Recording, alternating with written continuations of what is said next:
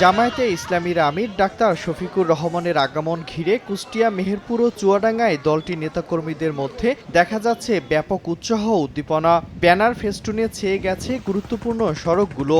নেতাকর্মীরা বলছেন, দীর্ঘদিন পর দলীয় প্রধানের সফর তাদের নতুন করে আশাবাদী করে তুলেছে।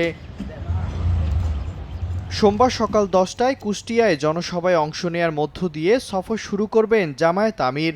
এরই মধ্যে মঞ্চ তৈরি সহ সব ধরনের প্রস্তুতি শেষ হয়েছে। আবরার ফাহাদ জেলা মাঠ ঘিরে নির্বাচনী আচরণবিধি মেনে নানা ধরনের ফেস্টুনও টাঙানো হয়েছে।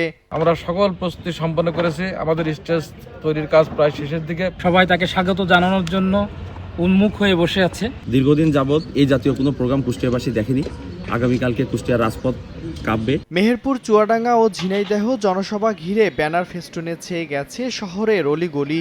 চলছে মঞ্চ তৈরি, সাউন্ড সিস্টেম স্থাপন ও ব্যানার টাঙানো সহ অন্যান্য কার্যক্রম। জামায়াত আমিরের এই সফরের মাধ্যমে দক্ষিণ পশ্চিমাঞ্চলের দলের সাংগঠনিক কার্যক্রম জোরদার হবে বলে মনে করছেন নেতাকর্মীরা। মেহেরপুরবাসী ডক্টর শফিকুর রহমানকে দেখার যে অপেক্ষায় আছে, সেই ক্ষণটা আমরা আগামী 26 জানুয়ারি সকাল 10টার সময় আমরা সেটা দেখতে পাবো। আমাদের যে কর্মতৎপরতা আসলে করা দরকার, সেগুলো ইতিমধ্যে আমরা প্রায় শেষের দিকে নিয়ে আসছি। এই প্রস্তুতির মাধ্যমে আগামীকালকের জনসভা বাংলাদেশের ভিতরে একটা শ্রেষ্ঠ জনসভা হবে বলে আমরা মনে করছি। অনেক জনসমাগম ঘটবে, জনগণের উপস্থিতি সে উচ্ছ্বাস প্রকাশ করবে। এই জনসভায় চুয়াডাঙ্গা জামাত ইসলামের 1-2 আসনে একটা বিশাল প্রভাব পড়বে।